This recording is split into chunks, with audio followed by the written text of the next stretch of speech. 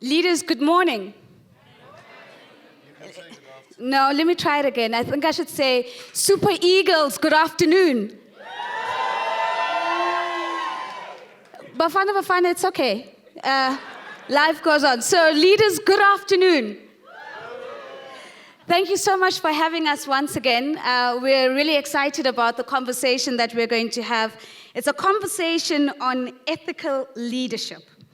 And it is our absolute privilege and our pleasure to have former Finance Minister Trevor Manuel, who also served in the portfolio in the presidency, and we know is a towering figure in corporate South Africa as well. So let me start with this. Let's set the context. What does ethical leadership actually mean for you? When you saw this topic, that we're going to be speaking about your journey through the lens of ethical leadership, what did that mean to you? Nozipho, it's about, good afternoon to all of you, and thanks for having us. It's about choice. And choice is actually fundamentally important in giving direction and content to life. For me, it actually started in an interesting place, which is identity. Growing up in apartheid South Africa, I was classified variously as colored, non-white, and so on. And I didn't want to be non-anything. And so part of the choice I made about identity, I was assisted by the Black Consciousness movement. And there was a short message. You're either part of the problem or you're part of the solution. Right. And being part of the solution meant you exercised your right as a Black South African. And so I self-identified as Black, part of the Black Consciousness movement, and it's one of the identities I grew up with. It made life easier because it was clear to anybody who wanted to know which side of the divide I chose to be on. And other things then happened, and having exercised that choice, I think one stood out and had to take responsibility. And I think when we take responsibility in society, then the expectations are there. I'm saying that it was in identity rather than starting with, I'm not going to pretend that life for me started with Aristotle and Plato and so on. Life started at a very different point. And it was in the exercise of those choices that I had to keep asking, what is required? How do we transform the society? How do we, and as the struggle for democracy developed, how do we establish this democracy in a way that doesn't in any shape or form emulate the apartheid practices of the oppressors? Yeah. It wasn't about just having a different shade in government. It was actually about different values, and I think it's there that we arrive at in the context of ethical leadership. The choice to choose specific values as a guiding principle, not only for your work, but as a guiding principle as part of the effort of rebuilding the country. Surely at some point you've had to contend with the idea of why make the choice towards these values when all around you it appears as if the world is quite content at rewarding the bad and rewarding the absence of values. And this isn't just pre-apartheid. I think even today, we see a lot of reward of bad over good. I think we can get to the current context in a moment, but I'm saying that in the period that developed into where we developed a strong movement of resistance against apartheid, and risk was an everyday issue. Many of those who were part of the decisions with us lost their lives in struggle. Many of us spent long periods and varying periods in prison or in detention.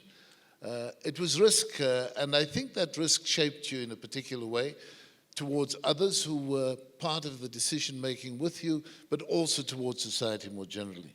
And having pursued that path, the question remains, how do you see it through to the end? Yeah. What do you allow yourself to be influenced by? And here I think we we were very fortunate because we had a cadre of leaders in this country who were in a league of their own, offered us opportunities, but also offered us learnings from the way in which they set about their work. So let me be a little bit difficult. I mean, I love the idea that you've introduced the concept of risk into the conversation, because on the flip side of risk is reward. And as I focus on reward and how we then behave when we get to the phase of reward, would you say in the present day that those who had taken some of the greatest risks, that when they got to the place of reward, might have lost their ethical compass and lost the emphasis on that moral anchor? I don't think there's any doubt in my mind that some of the people who were in struggle, who sacrificed themselves, lost that moral compass. So there's nothing intrinsically good about being in struggle. Yeah. I'm saying it's about establishing purpose, re-establishing purpose, engaging with yourself about what that purpose is, and also, I think, affording yourself and those with you, your colleagues, an opportunity to debate and engage and guide as you go through, because the early decisions you took, I think, will be challenged by the ravages of time, and you need to be able to engage with them. So I want to go back to your early years on the national public arena, if we will.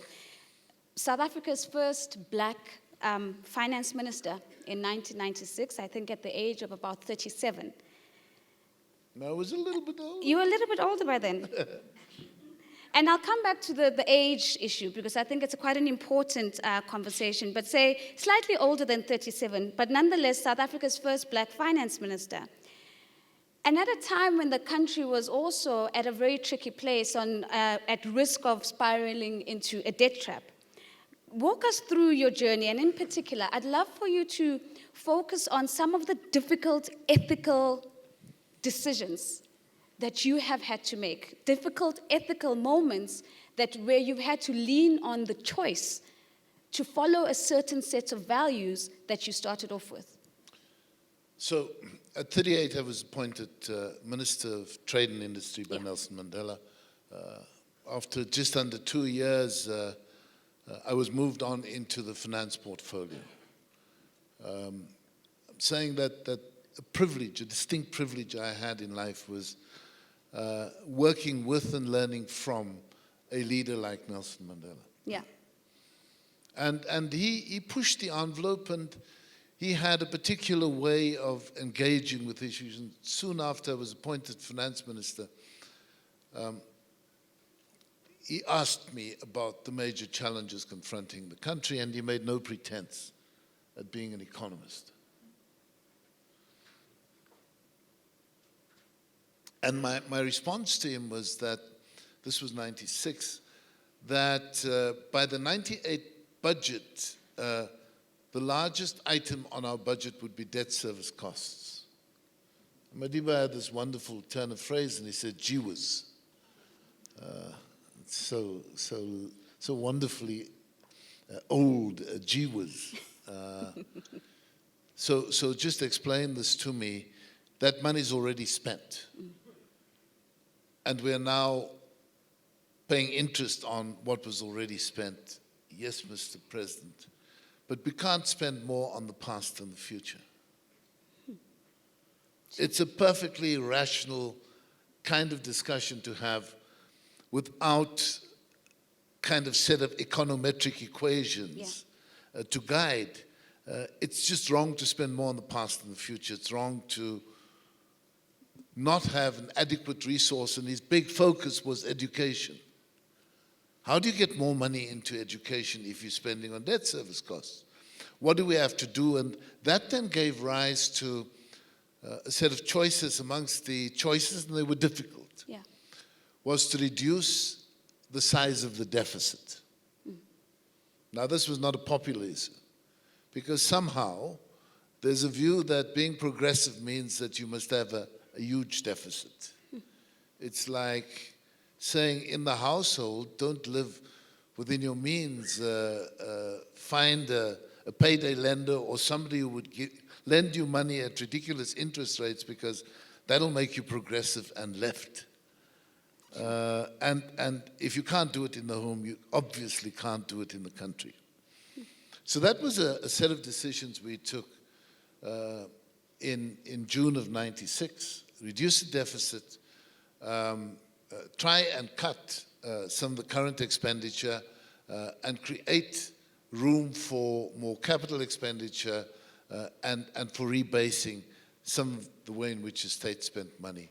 I'm saying it was an exceedingly unpopular set of decisions, but what guided us through it was that the leadership was going to back the tough decisions. There was no other choice through it.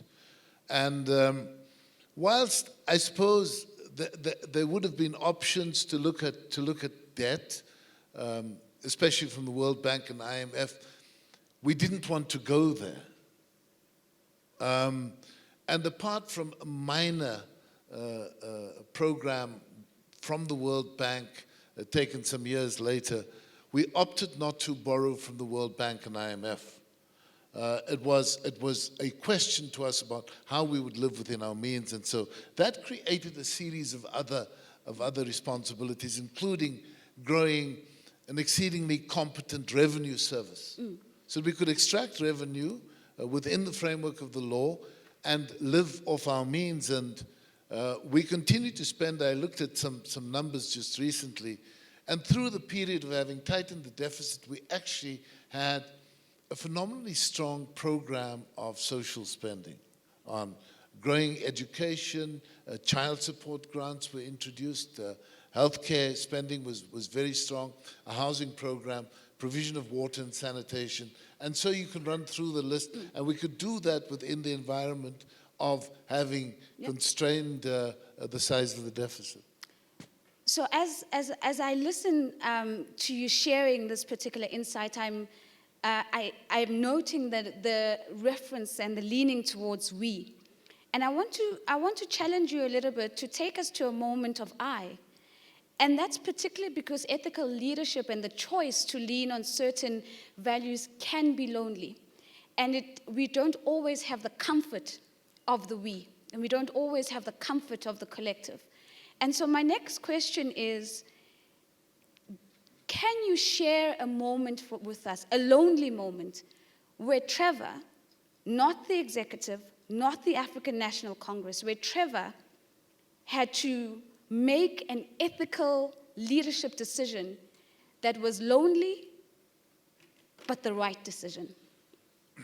You know, there were a few moments like that, but let me just state that having taken the decisions about how to manage public finance, we also had to pass legislation and then regulations, which would be secondary legislation. And that happens, and you can do that, and you can persuade a parliament to take tough laws, and you can have a competent administration to pass regulation. But the issue you have to work on is culture. Right. And culture is something that must find resonance with a much wider group of people, frequently within the public service, and so on. And culture isn't a permanent feature either. And if there was slippage, it was on that front, and so there's kind of pushback against these things. And part of that pushback was strongly political. After Nelson Mandela left office, we had Thabo Mbeki as president, and the pressure was so strong. I had to go to him one day with a letter of resignation and say, I'm out of here. I can't deal with this thing. It's too tough. At a personal level, it is much too tough. I'm almost perceived as the enemy in a way where the apartheid masters weren't. We sat down with that, and he said to me, you can't leave. You've got to see this thing through. And I wasn't leaving because of me. I was leaving because I thought it would be easier if there weren't an individual where your political comrades had the crosshairs trained on you. Yeah. So that happened then. The same issue happened later because, I stayed in government perhaps for too long, but over a period of 20 years. So I was in government when Jacob Zuma was president. And there too, and I had a different kind of role then. I was chairing a planning commission. I tabled my resignation, and then we weren't able to persuade each other, and I decided to see it through until 2014 and then leave. But the big issues came partly because we couldn't resolve these matters politically, and that is strongly cultural. Yeah. So in spite of the fact we adopted this program in 96, by the end of 97, we had a very strong resolution in the ANC conference. It didn't ever find resonance because the culture wasn't right for it. Yeah. And part of those issues built up over the next period. And by 2007, the situation had become so fractured in this political organization with a strong tradition that runs over now 107 years. But then the fractures became so big. There was a conference north of here in Polokwane in December of 2007 when the split happened, and we were sitting on the stage and could see the anger in the faces of some people, and there was a change of leadership, and for the first time, it was the end of rationality in this movement. And then things went crazy. I mean, there was then a decision to remove President Mbeki in September 2008, just a few months after this conference. But it was in the same month where Lehman Brothers had collapsed, where the subprime crisis had hit the United States, where the global economy went into meltdown. We thought that, or some people thought that we were completely impervious to those kinds of changes, and I don't think that the country had ever quite recovered from it. Sure. But it's in, you see, Nozipho, it's in the legislation, the regulation, where you actually have to create systems that drive people's hands out of the cookie jar. And that is what ethical leadership is about. And it has to be continuous. We speak as Africans, and there's a terrible history across the continent of us having sort of turned a blind eye to seeing wrong. And you have to fight against these things on a continuous basis. Sure. So a lot said, and you've walked us through the journey all the way from 1996 all the way through to 2014. And I want us to just pause a little bit to have a quick reflection before we start talking about the current administration and the future of the continent and the future of the country. Just to pause on the last decade in South Africa. And in particular, I mean, I love the fact that you raised the issue of culture. How is it possible, in your view, that a movement that was founded on a certain set of values that I think were shared and celebrated, lost its own moral compass and ethics, and so much so that it enabled the last decade to be part of the legacy that it now sits with? I don't think we'd be unique. I don't think we'd be unique in the world.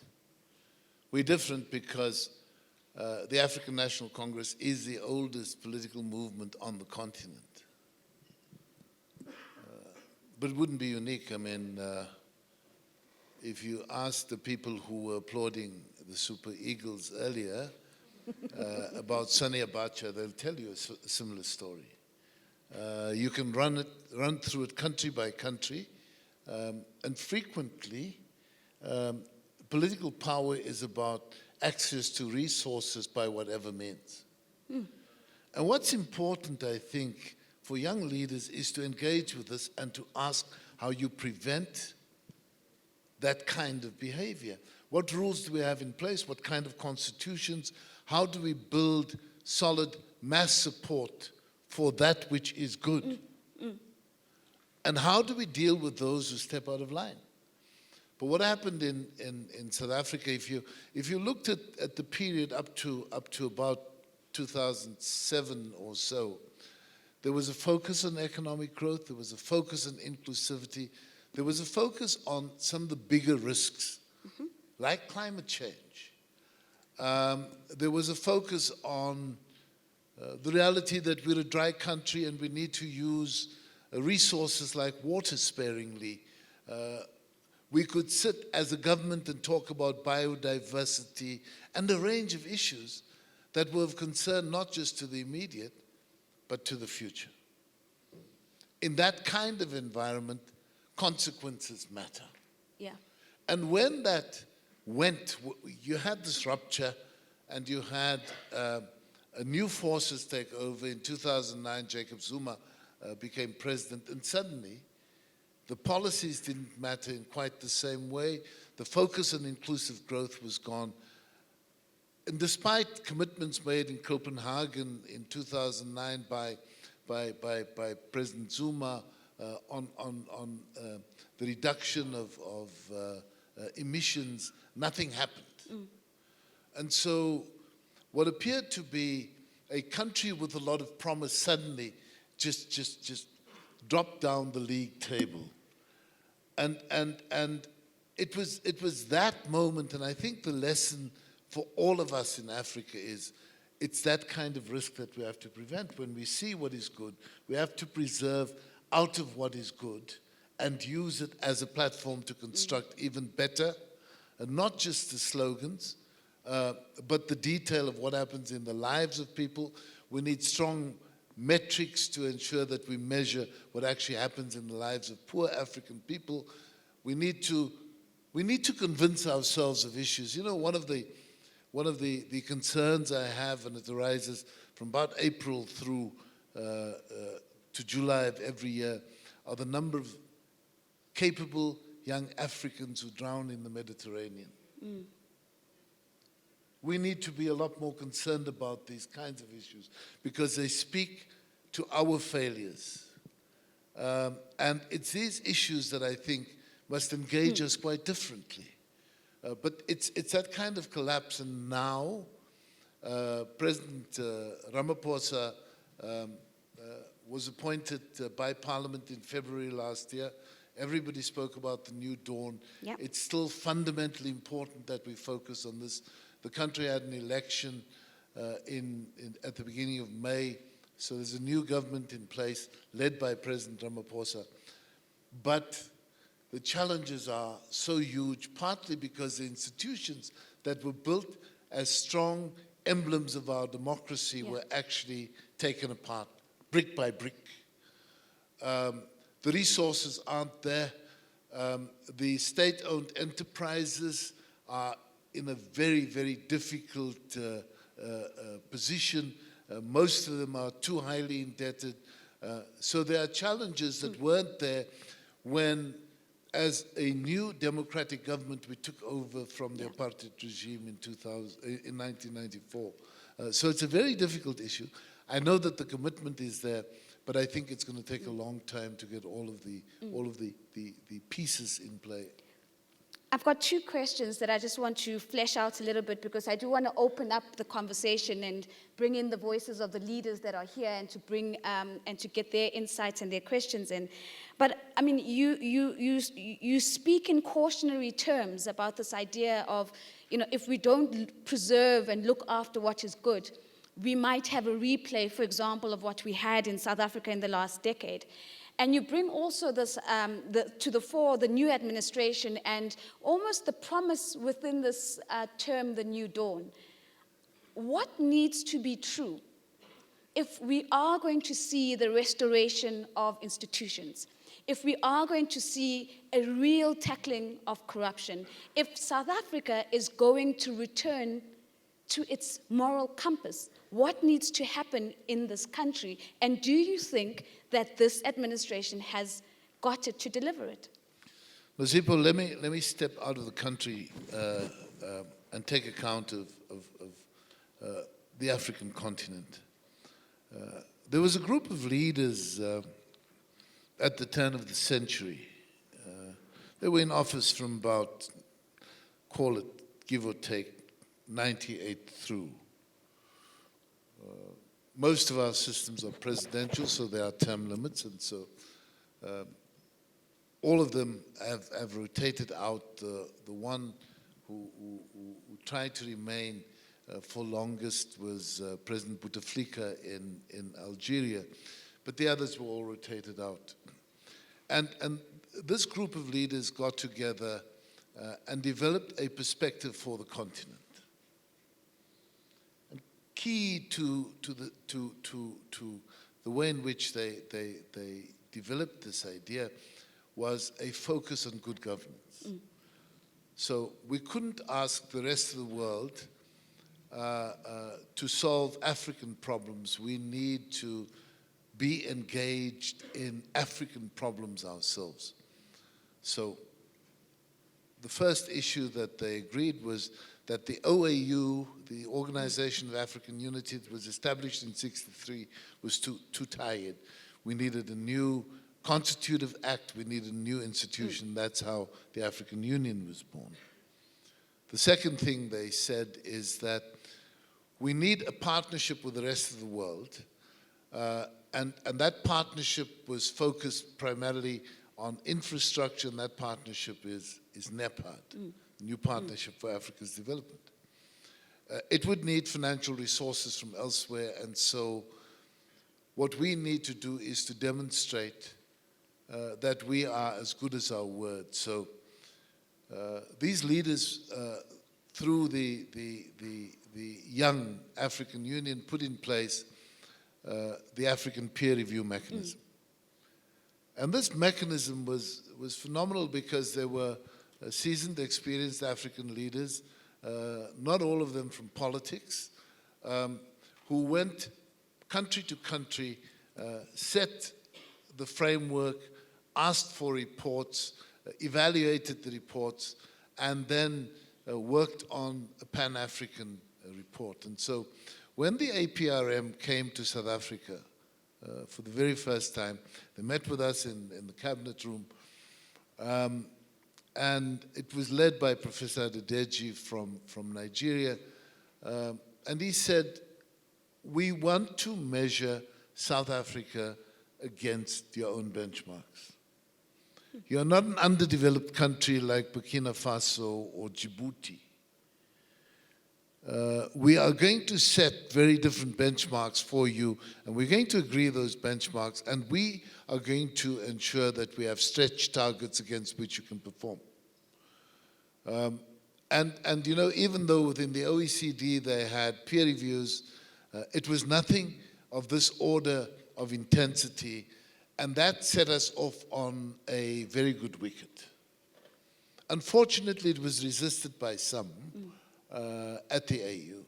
Some heads of state who'd been there for a very long time resisted the change. They felt that they were okay. They'd hoped that somebody else would do it for them. And so the idea of the building of a partnership led by Africa with a peer review mechanism that drove African leaders for better governance, and I suppose the slogan that was used is, African leaders need to hold the feet of each other to the fire.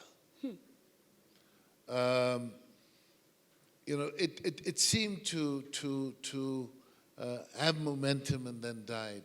But it's that kind of initiative that one has to reconceptualize some 20-odd years later and drive again and ensure that we can establish a strong collective approach. Because part of what we do, we like to live in the past. We talk about the Abuja Treaty. We talk about all kinds of things that were decided like 40, 50 years ago, but we don't push the envelope right now.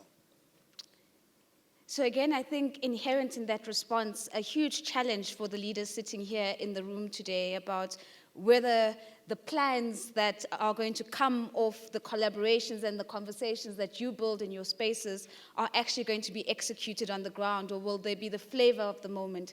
Final question before I hand over to the audience.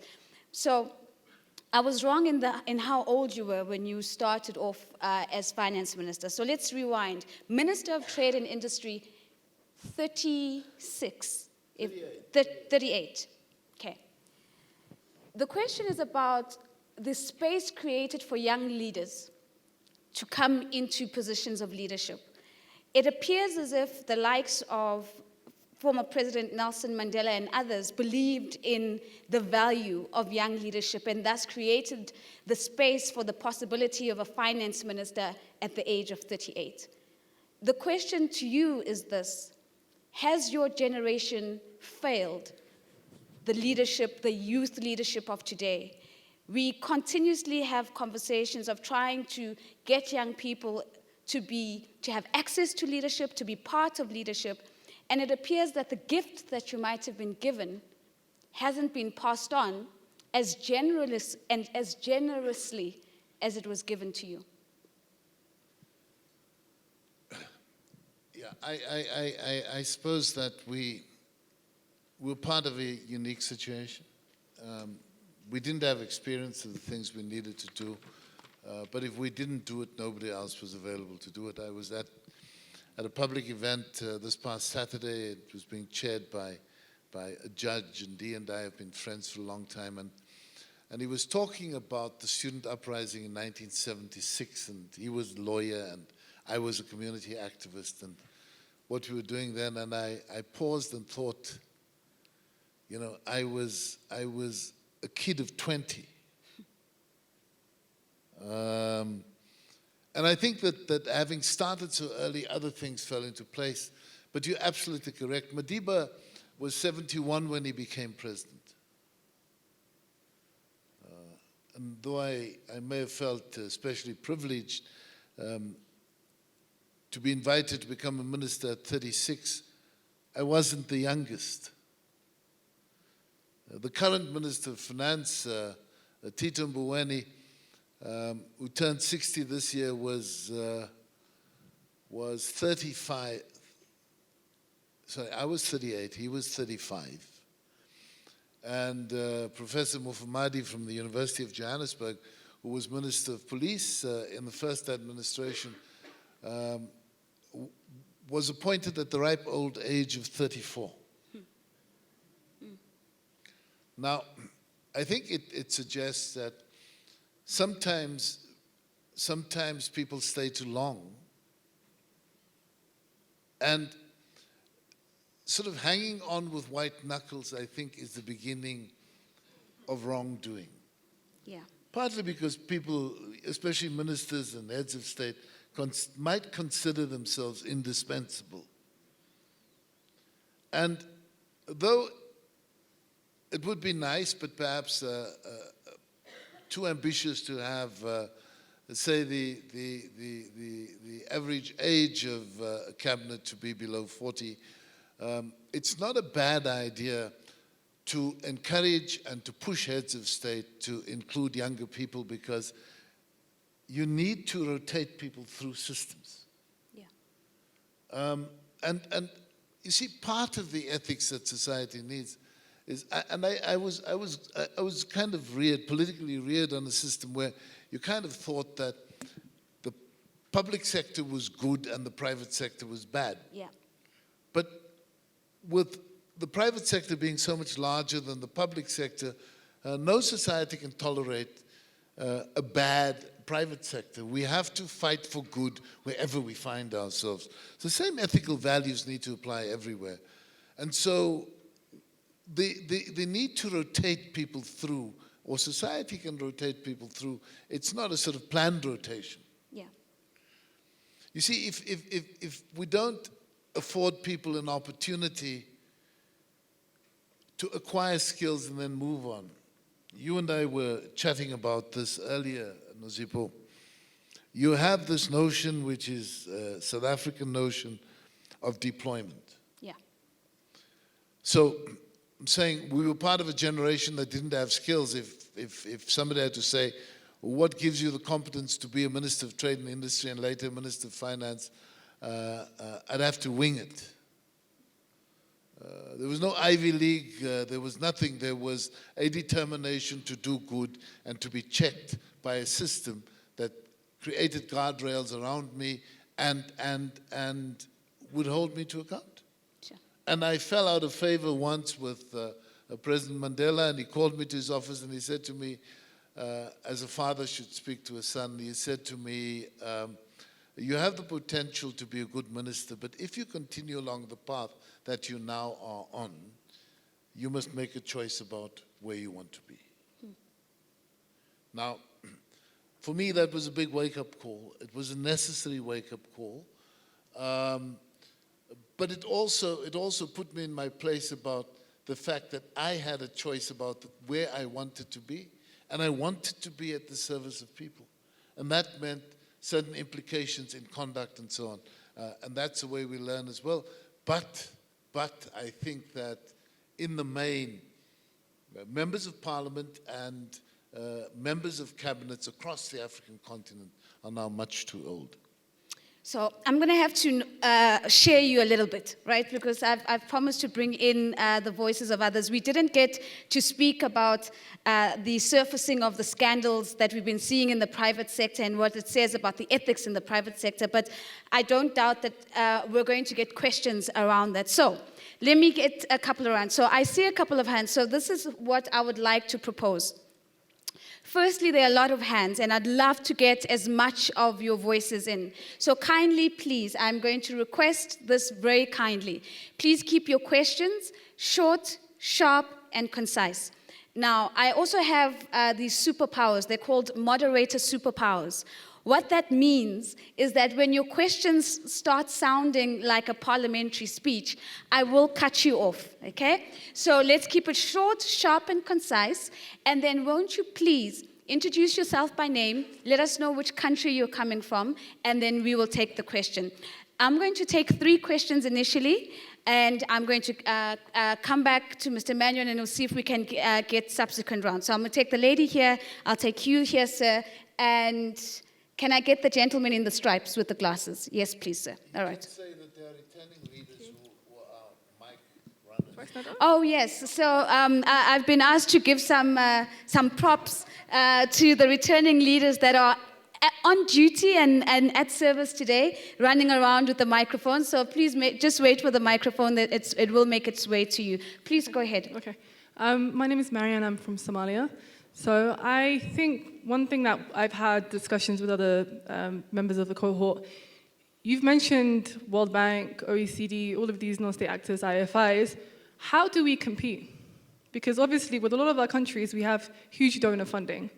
But then you get all of these bigwigs from DC and Brussels and likewise, and we have the local/national pay scales and things like that. How did you find coming into, as a minister, whether it was trade, I'm in trade, or finance, being able to tap into the donor funding and also make sure that your staff, I think, were being compensated, and for South Africans to have opportunities to be consultants and experts? Thank you.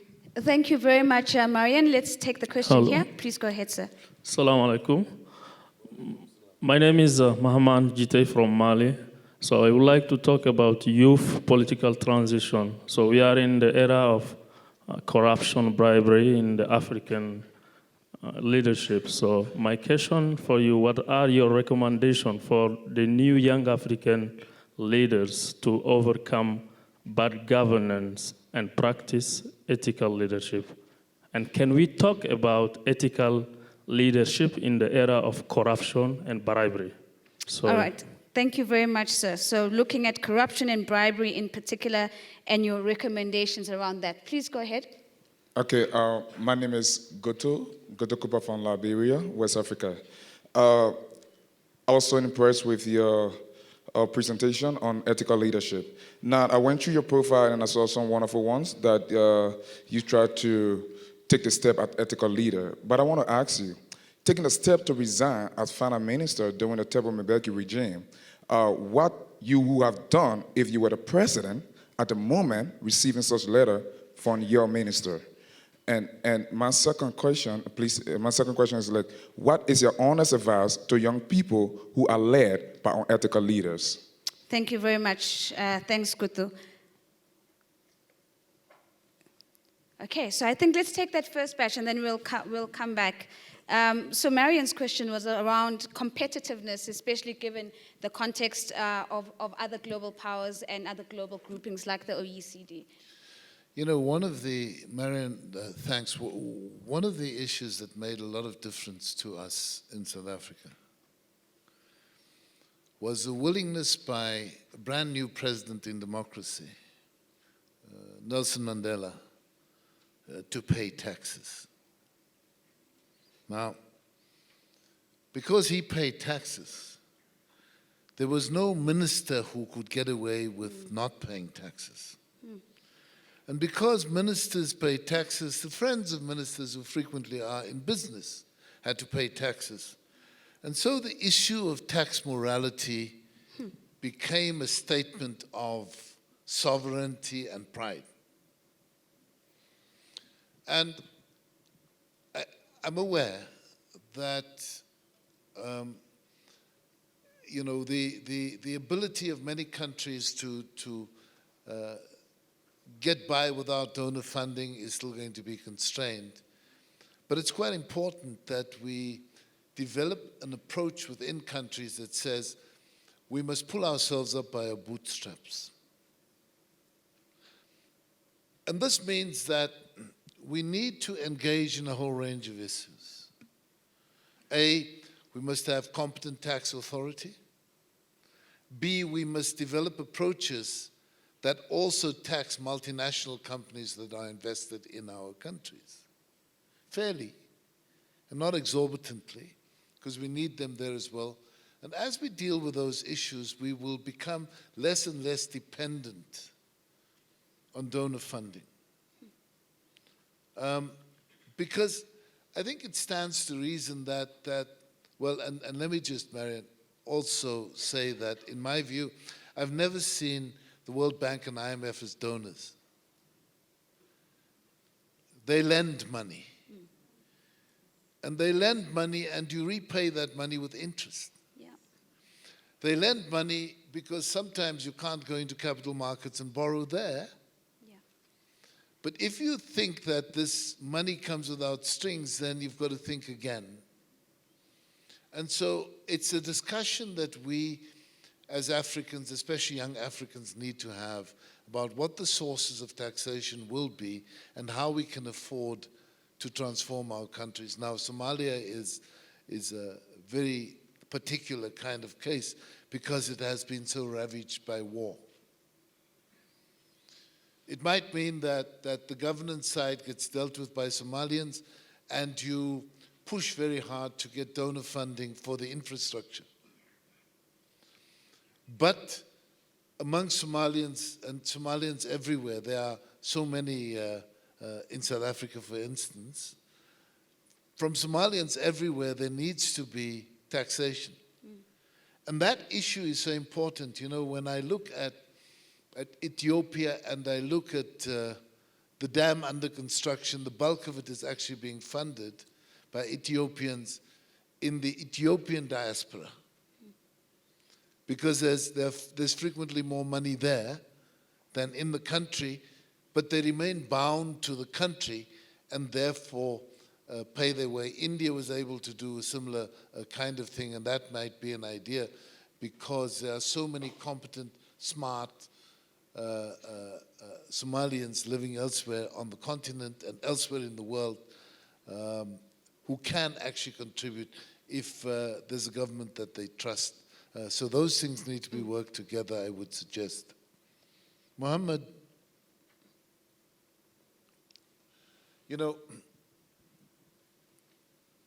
let me deal with the second part of what you were raising. Ethical leadership in an era of corruption. You shouldn't wait for the perfect moment. It's in the ability to call out corruption that ethical leadership will be seen to be tested.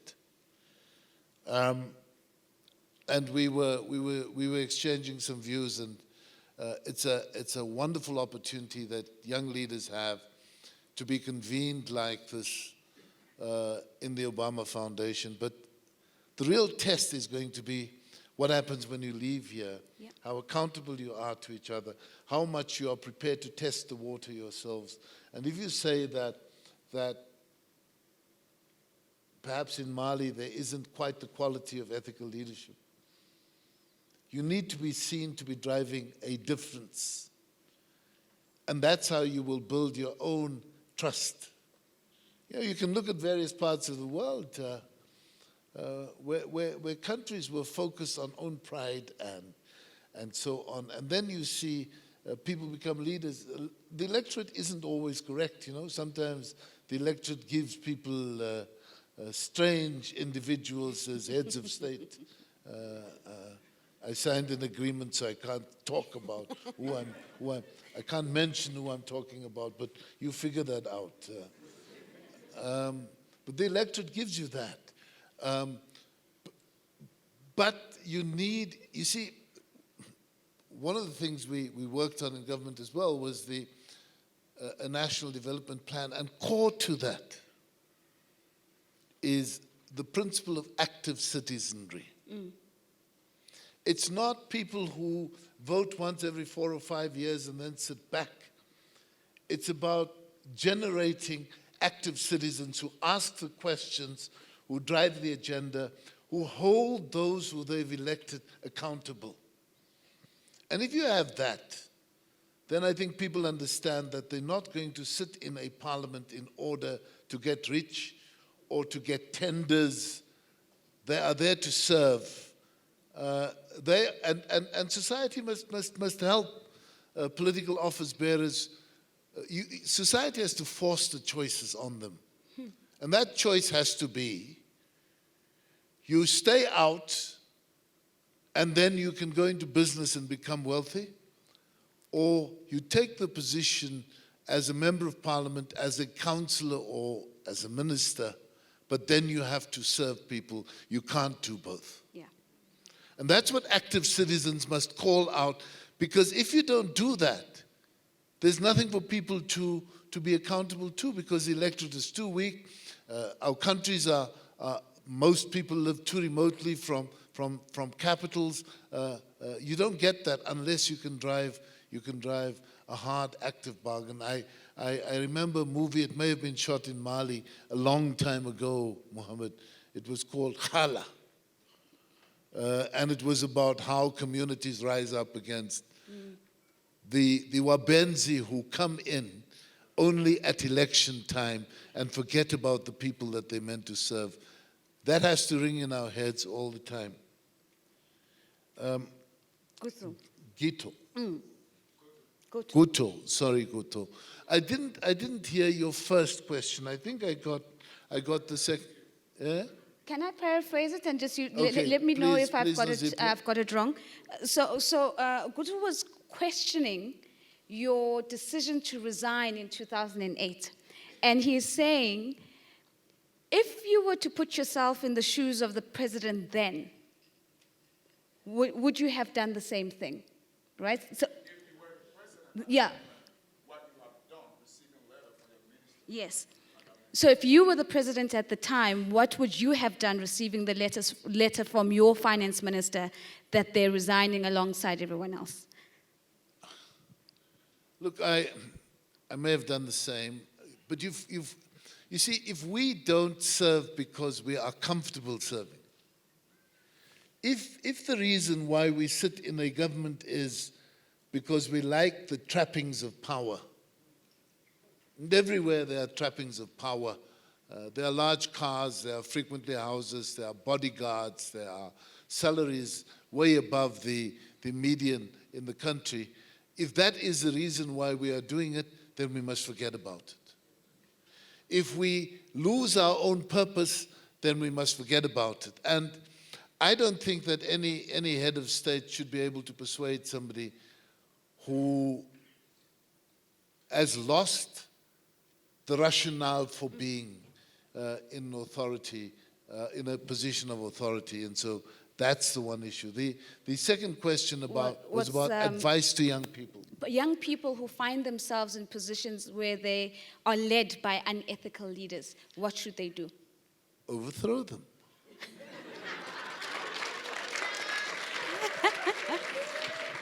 You see, Gudo, I mean, I'm not going to apologize for what I'm saying. I'm not going to apologize for what I'm saying. We cannot be led by unethical people. Because if, you know, and nobody is born being unethical. People become unethical because there are no checks and balances in society. Some of them can be won back. And sometimes you can win people back by the way in which issues are publicized. And let me just be clear about this. When you do these kinds of things, it's not without risk. Yeah. It's not without risk, and that is why the building of strong organizations becomes fundamentally important. You look at your country, I mean, you know, you look at Doe, you look at Charles Taylor, you can run through the history of your country and know what happens when things go wrong, and you know how the quality of life of people deteriorates. And that is why we need to inculcate ethical values in people when they're young, so that they have the confidence to be able to challenge in the interest of what is correct. Thank you. Thank you. So I'm going to take a final round. We've got 6 minutes on the clock. So let me go towards the back. So yes, right at the back. Yes. Can you just stand? Yes, that's you. So that's the first question. More hands. Let me come this side. And let me go to the lady in the soccer football jersey. So you'll go second. I hope it's not Super Eagles. And then I'll go... No, I think it's an Egyptian jersey. Madagascar. And then we'll go to the gentleman in the red hat. All right, perfect. Please go ahead. Hi, good afternoon. My name is Lalita. I'm from Mauritius. So as Africa struggled to move to the next level, nepotism continued to hold the continent back.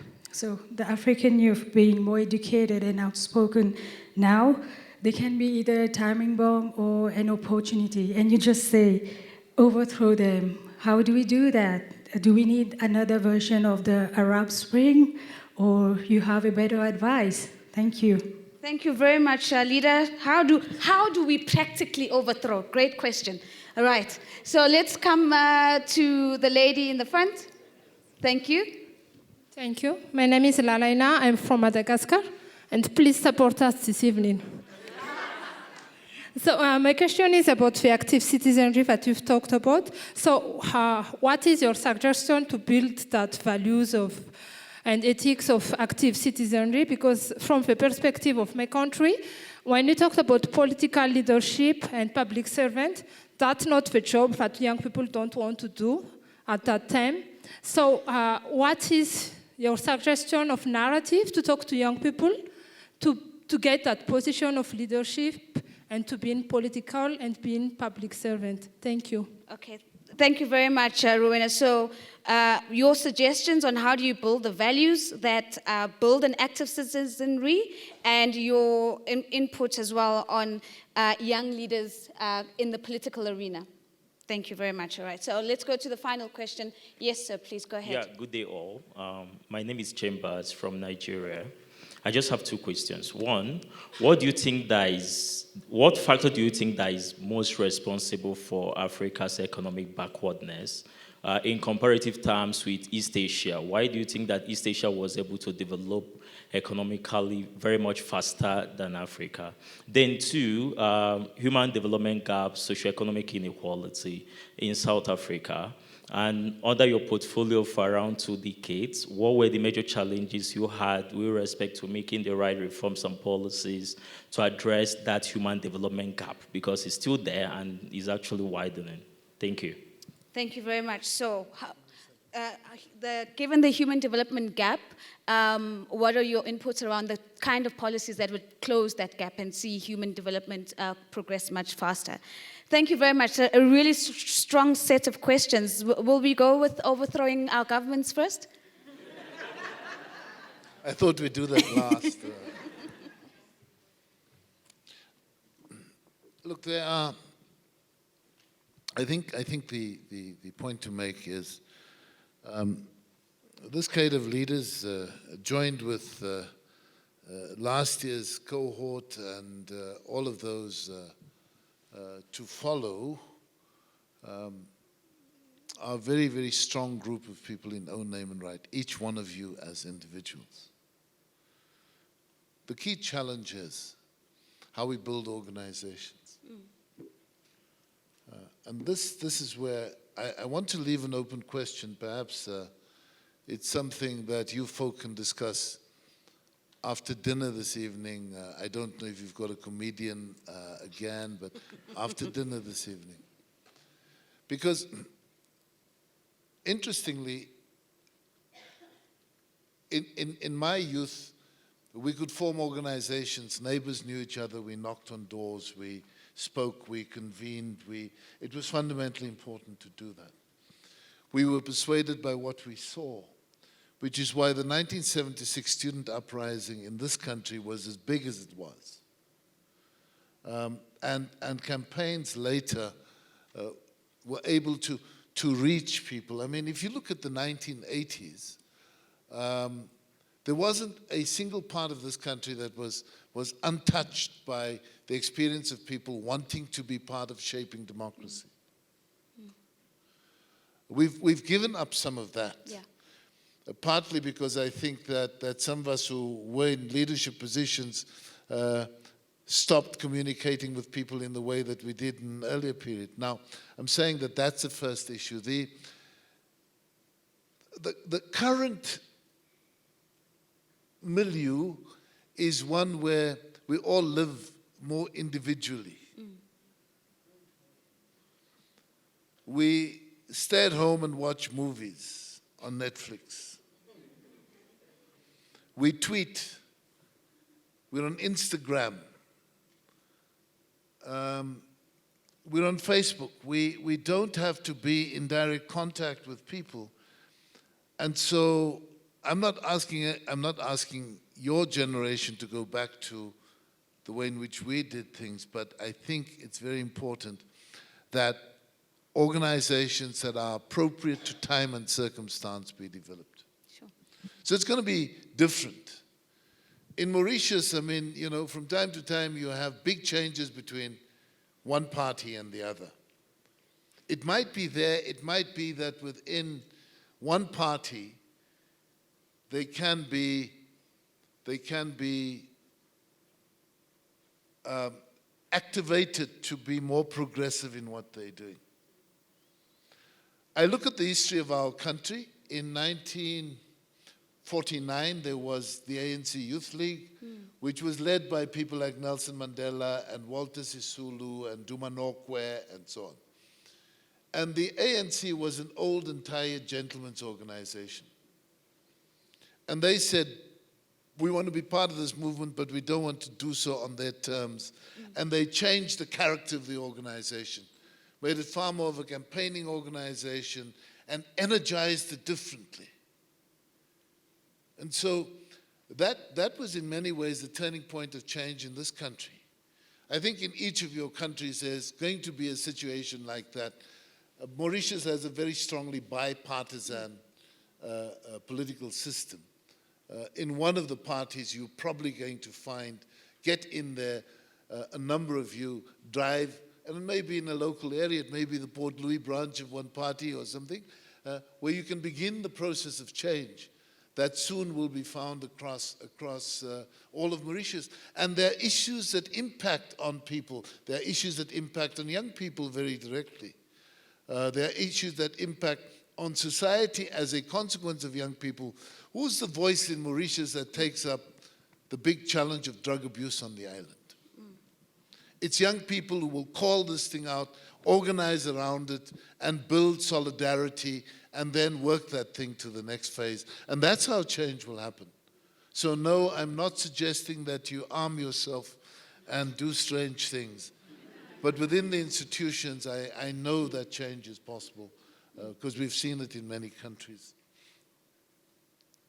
And that somehow links to the question Rowena asked about how do we actually build active citizenry, and any advice you have for young people in the political arena already? Well, you know, I think the Madagascan experience, Malagasy experience is also very interesting because at one time in the history, and there was a 32-year-old DJ who was a very active citizen and became, you see? I mean, these things, they're not always going to go according to plan. But that's why it's not about just one individual here and there or one very articulate individual. It's about building systems of support. So whether it's in Mauritius or in Madagascar or in Liberia, who is there with you? What are the issues you talk about, and how do you commit to change where you find ourselves? You do that, and I will be screaming for Madagascar this evening. We've got one final question before we wrap, and that's from Chamber in Nigeria. He questions the comparison between Africa and sort of East Asia, and says, what would you account, and to use his words, for the economic backwardness? And very closely linked to that, drilling into the South African case study and looking at the human development gap, and what are the right policies that would be necessary to close that gap? Yeah, there's a very interesting book that compares some of East Asia with various countries, and Nigeria is covered. And one of the issues in Nigeria, for instance, is oil. And the challenge of oil is that Nigeria has not been able to get a good revenue base. And if Ngozi were here with me, we could talk about this thing for a long time. Because the country is too dependent on oil revenues. When the oil price is $100 a barrel, it's good for revenue, and when the oil price drops to 22, not so good. There's also a lot of, in a country like Nigeria, in fact South Africa as well, there's a lot of illicit flows of finance out of the country. And so the ability of, take very basic things across Nigeria. Look at networked services, electricity, water, even the roads network, rail, and so on and so on. It's exceedingly patchy and broken because the fiscus is not able to deal with this issue at a federal level or even at a state level. Without that, you're not going to be able to change it. Largely, in many African countries, there used to be very strong universities that created an intelligentsia on the African continent. And now, wealthy Africans tend to send their children to the US or the UK or France. But part of what we need to do in the context of Pride is to rebuild this again, because there will be networks of people who are at home and want to drive change together. So African universities, I think, need to play a fundamentally important role in building this cadreship and this pride. The study I was talking about talks about the quality of the state. Now, it may sound a little bit strange what I'm saying now, but when I was Minister of Trade and Industry in the period 94-96, China was not a feature on the global economy. You couldn't look at the global economy without understanding the role and importance of its second largest economy, China. And it's not just a manufacturing center for designs elsewhere. You look at the interesting debate on 5G right now. Yeah. The world is in a state of flux, but you need government with authority, and part of what we need on the African continent is that we are 54 countries. Many of our economies are too small, too isolated, with its own rules, and part of what we need to do, at least in the regional blocks like ECOWAS, SADC, the East Africa Community, and Maghreb, try and drive a program that is different, so we've got building blocks towards something else. Earlier this week in Niger, heads of state started the program of the African Continental Free Trade Area. Good. Yeah. But what are we going to trade? I'm going to buy your pumpkins and you will buy mine. That's not how you will have a continental free trade area. No, we have to look at life quite differently. And I think we need to be tough on ourselves as we deal with this issue. Chambers, Human development. you see, human development is a consequence of public services. Yeah. And this is where we allow ourselves to fall behind. I don't raise this as a judgment issue, but the fact that we still have as many deaths on this continent arising from waterborne diseases, arising from malaria, arising from dreaded diseases like Ebola, we should be a lot more, and HIV and AIDS. Yeah. We should be a lot more concerned about these issues, have very public discussions about this, ask the tough questions of those who should be rendering public services, and very importantly, and to rise certainly in the context of sexual conduct, the early education through life about the consequences. And, in the same way as the issue of ethics generally is an issue of consequence management, the kinds of social issues that we need to have discussions about, even if it seems like a taboo to start with. But those kinds of issues become fundamentally important because it's about building a cadership of people who will understand what their responsibilities are and who will take responsibility for their own actions as we go. And that's how we will have accountable government as we proceed. So our time is up and the clock has flashed. But as a way of closing this conversation, if you will, I'd like to put you on the spot one last time. And this time, what I'd like you to do, as you might have noticed, there are cameras in the room, there's media in the room. I'd like you to come up with tonight's headline, because of course, for the news, what's going to be happening tonight is that every broadcaster across the continent is going to be reporting on the conversation that you've just had with the young leaders. And they're all in desperate need of the headline that they're going to run with for the news at 7 p.m. So, Trevor, Manuel, your headline starts with young ethical leaders, and you may complete it as you see fit. Now remember, this is not the actual broadcast, so I don't want an executive summary. I don't want a paragraph. I just want a headline. Young ethical leaders. Over to you, coming live. Remake the world. Young ethical leaders remake the world. Ladies and gentlemen.